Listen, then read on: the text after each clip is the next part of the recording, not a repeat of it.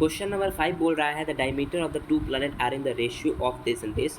तो मान लो कि diameter of A by diameter of B, इन दोनों का रेशियो दे रखा है 4:1।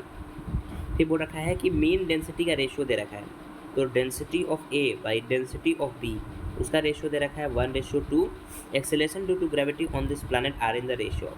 अब देखो, सबसे पहले अगर मैं बारे में बात करूँ तो एक्सेलरेशन ड्यू टू ग्रेविटी जो होता है जी, वो डायरेक्टली प्रोपोर्शनल होता है रेडियस और उसके मतलब डेंसिटी के मल्टीपल के। ये कैसे आया है अगर आपको जानना है तो मैं अभी सॉल्व कर देता हूँ। ये डायरेक्टली प्रोपोर्शनल होता है the product of their radius and their density, ये डायरेक्टली प्रोपोर्शनल होता है।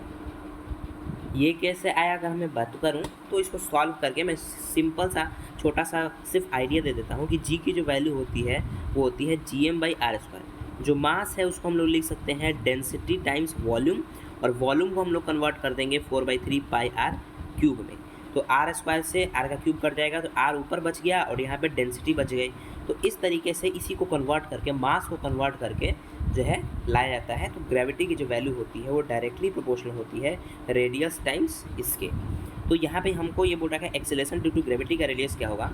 सबसे पहले क्वेश्चन में जो है वो डायमीटर का रेशियो दे रखा है, तो जो डायमीटर का रेशियो होगा वहीं रेडियस का रेशियो होगा, है ना, क्योंकि डायमीटर जो होता है 2 टाइम्स रेडियस होता है। तो उधर का और बटा में करेंगे तो कट ही जाएगा ना भाई। डायमीटर का आधा करना है तो 2 से इधर मल्टीप्लाई करो, 2 से इधर मल्टीप्लाई करो, बात तो वहीं पड़ा। तो सब चीज़ हमको मिल चुका है और सीधे हमको वैल्यू पुट करना है। तो सीधे हम लोग जो है ग्रेविटी की वैल्यू डायरेक्टली प्रोपोर्शनल है रेडियस और रो के, तो g1/g2 का हम लोग रिलेशन लिख सकते हैं कि दोनों एक्सेलरेशन ड्यू टू ग्रेविटी का जो रिलेशन हुआ r1ρ1/r2ρ2 लिख सकते हैं। और सिंपल सा हम लोगों ने रेडियस को हम लोग रख देना है। रेडियस का रेशियो है डायमीटर का रेशियो 4:1 हो गया, विच इज़ दिस, एंड इसका रेशियो रखना है तो इसका रेशियो हो जाएगा आपके लिए 1:2। तो यहाँ पे 2, तो इसका जो रेशियो आ गया वो 2:1 आ गया।